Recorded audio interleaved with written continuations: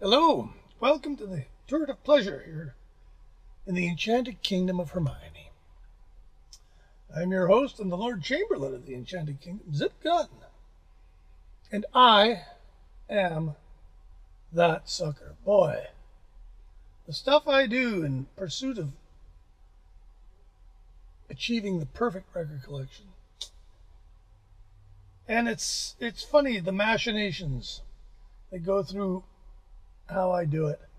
This time it was pretty good. I had a whole pile of stuff that I had accumulated through various means, not stealing, that was surplus to requirements. Either I already had it, or I didn't really need it, or I listened to it, didn't like it. And so I took it to my local music emporium here in Victoria, BC, Canada, which is Ditch Records, one of the big sort of indie one now. And they will take stuff in on trade, provided they can sell it again, of course, so don't take them garbage. And luckily, I've sort of figured it out. Having worked in record stores most of my life, I know what's garbage and what they can probably sell. So we usually come to a great arrangement, and I end up with a huge whack of credit that I can then spend on stuff that's really expensive, because normally I don't spend money on music. I buy most of my stuff in the thrift stores for a quarter. And when I really got to spend money on stuff, I try to do stuff like this. So, wouldn't you know it, I went in and did this. And before I got away from the counter, I spied a box set. And I went, what? Which turned out to be exactly all the credit I had. And there was no way I was not going to buy this. This is absolutely, for me, a wonderful thing. This is a reissue of what were formative records for me as a young man. And you gotta love it when the record label really, really is a good name for a record label. In this case, it is our pals at Esoteric Records. No records are more esoteric than these, I can guarantee you. These are the 3 albums plus all kinds of ephemera put out by Arthur Brown post Crazy World, and basically I don't know what you would call it. Arthur Brown has had a very interesting career, and like so many interesting creative people, he just came out of the box with a gigantic hit single, which was of course Fire, and him and Vincent Crane had the Crazy World of Arthur Brown, and they just went completely nuts for probably a better part of a year, I'll guess. It was a really big single, like number 2 or something in the States. And, and then that was it. Then the band broke up. And so Arthur found himself living in America, which Arthur is a very British man. This much I can tell you I've never really met the man. I've never met the man, but I've seen interviews with him. But he seems like the most quintessentially English rock star you'll ever meet. And having him living in America during the 60s must have been traumatic. Especially since, and I don't know anything about any of this, but he seemed to be crazy. Like, he seemed like, if you were to look at it like a drug-crazed hippie, stereotype of that, back in those days, Arthur would fit, he lit himself on fire when he played. He was crazy and very innovative. Alice Cooper has admitted many times that Arthur really set the table. In fact, his face makeup was very much like Alice Cooper's before Alice Cooper had face makeup. Anyways, where this box comes in is post Crazy World of Arthur Brown. Arthur had been on Track Records, which was the Who's label, and Track Records had been distributed in Britain by Polydor, which was a very big label based with the headquarters in Germany. And so Arthur spent some time in the States, and then he came back, and he figured he wanted to get something going. About 1970, yeah. And so he didn't really know what he was going to do, but he got a bunch of like-minded individuals together, and I guess he must have still had some money. He put them in a studio and just jammed. And, which is interesting because he's a lead singer.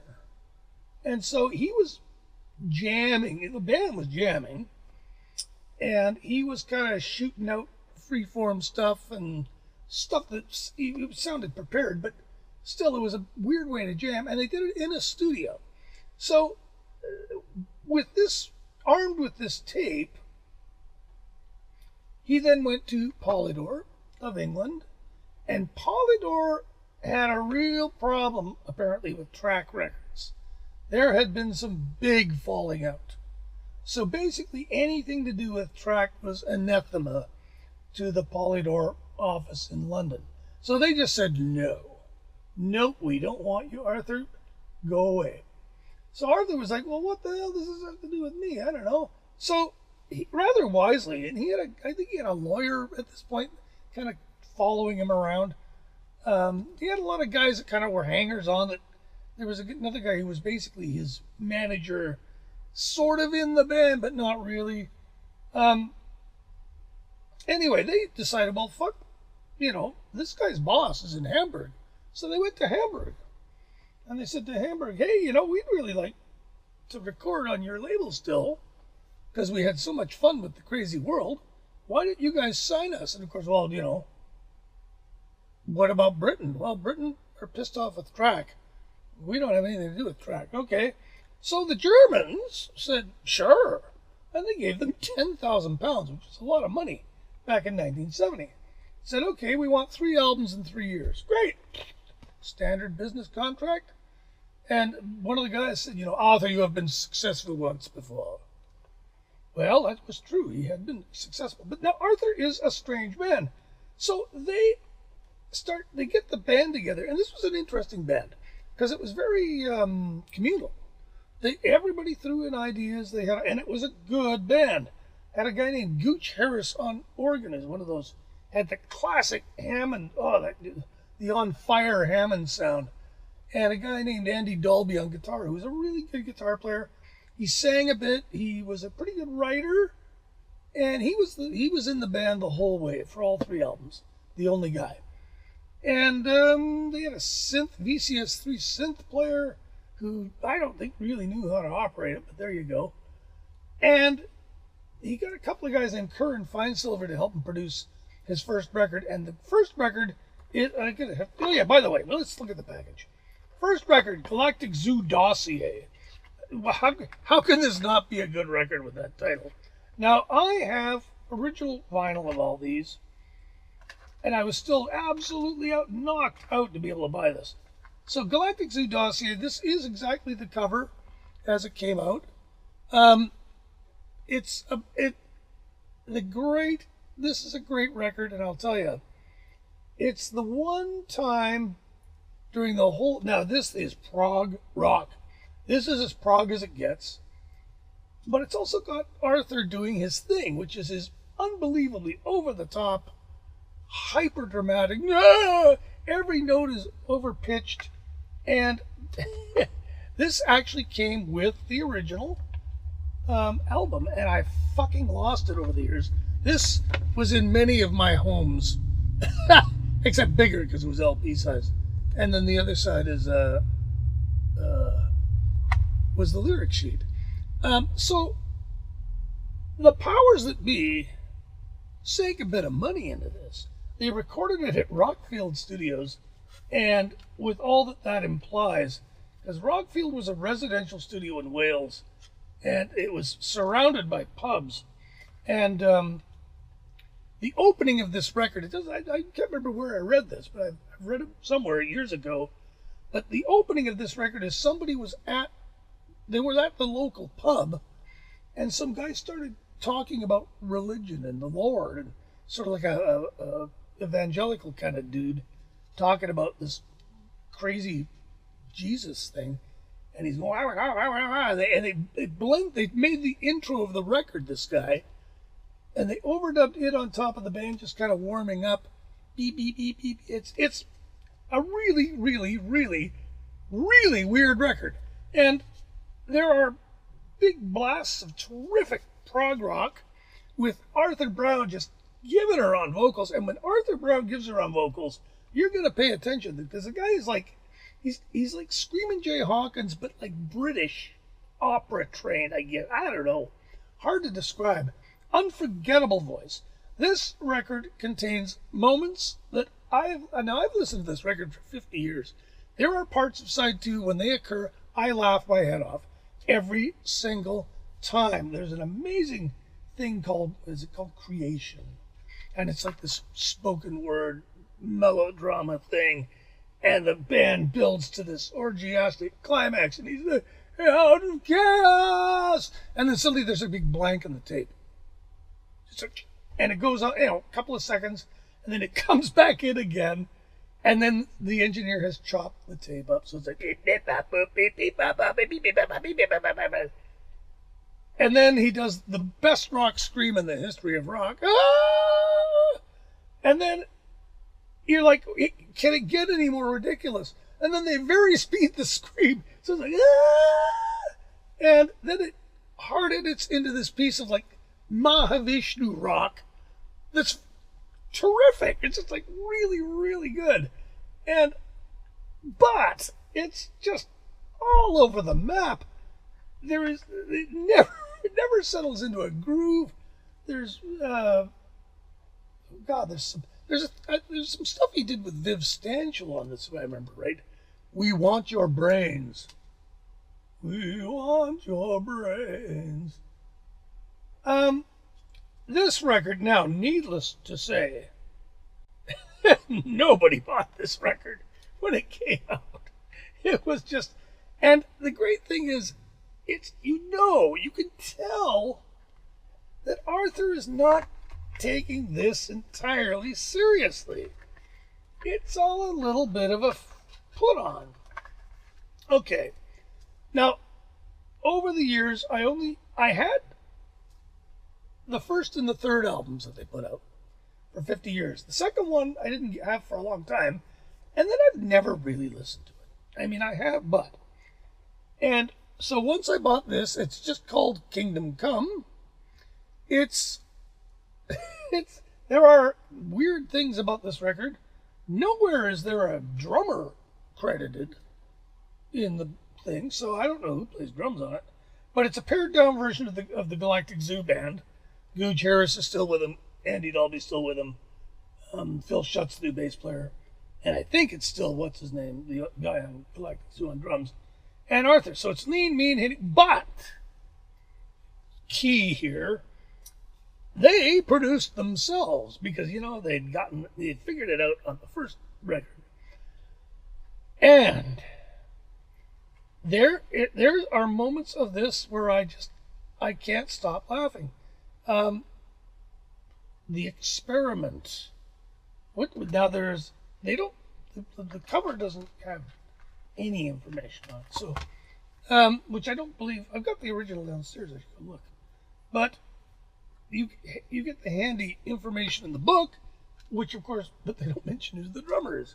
But the Experiment, this here it says featuring lower colonic irrigation, which last I checked means enema, followed by the Whirlpool, followed by the Hymn, which really is like a hymn. I listened to this all the way through the other day for the first time in at least 40 years. And if anything, this is even weirder than Galactic Zoo Dossier. There's a song on it called the Traffic Light Song that I remember was kind of the song from this record, which is about the traffic light that couldn't go green, which one of the guys in the band dressed up as a traffic light. They're the only single ever to be issued by this band, Eternal Messenger, which is a rockin' song, with a B-side of I Decide to Be Beside the Seaside, which I haven't even heard that yet. I haven't even played it. So the second record is like, and again, nobody bought this. I mean, it was just, just Kingdom Come. They played Glastonbury Fair in 1971 to great acclaim. Apparently their live shows were completely insane. I heard one story where they got arrested in Italy because Arthur crucified himself on stage, which apparently is not legal in Italy, or wasn't then. I'm going to play the hell out of this. There's really only about maybe 4 normal songs. The song "Love Is a Spirit That Will Never Die" is touching in its. I mean, there's times you know that Arthur isn't kidding, and then there's times you know that Arthur's kidding, and he's one of the few guys in the prog rock world who really had a sense of humor. He knew when he was being just ridiculously outrageous, but he rolled with it. He realized that the entertainment value of it. Ian Anderson to a lesser extent for sure, but Arthur was completely unbridled. Which brings us to the third of the trilogy, Journey. Now, Journey, you gotta wonder. So Journey was the third kick at the can. Polydor, after this, they're gonna have to make a decision. And so Arthur does the most logical thing you would do at the end of a contract you're trying to get renewed. He dispenses with his drummer and gets an Ace Bentley drum machine, Bentley Ace drum machine, which is, I forget the Japanese version, but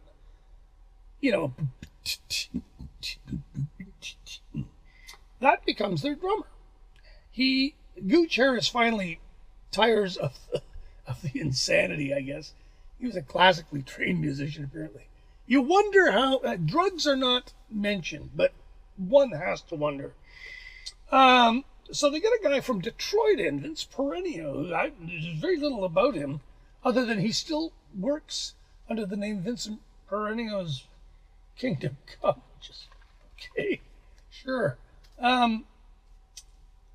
This record is, well, it's the one that everybody talks about if you look on Wikipedia.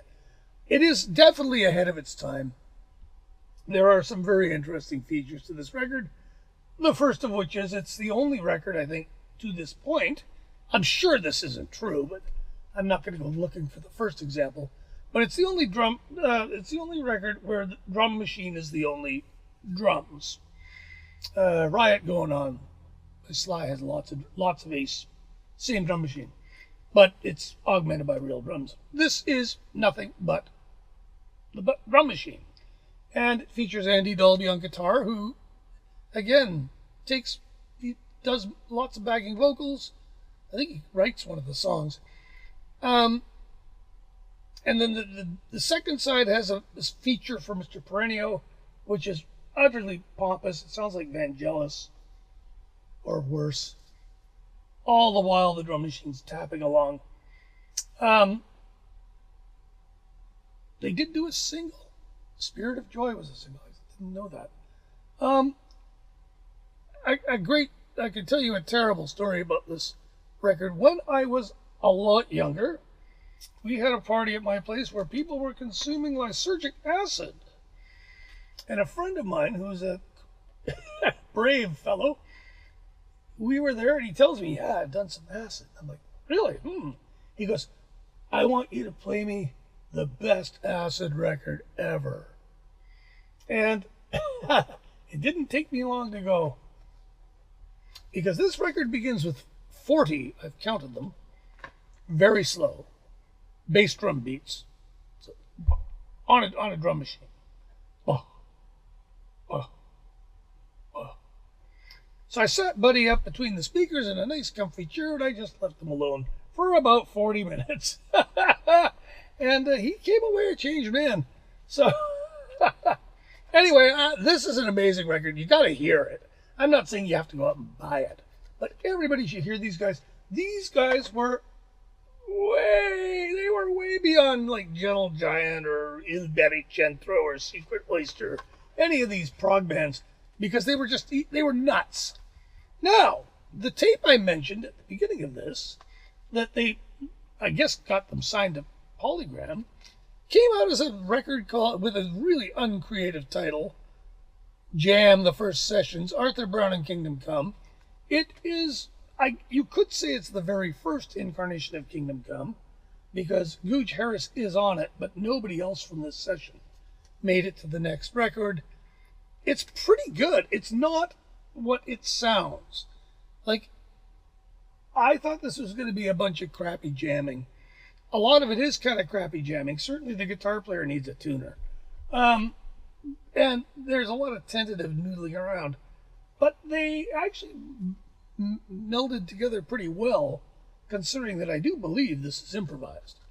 1970. So, as a barrel scraping, I'm glad to have it in the box.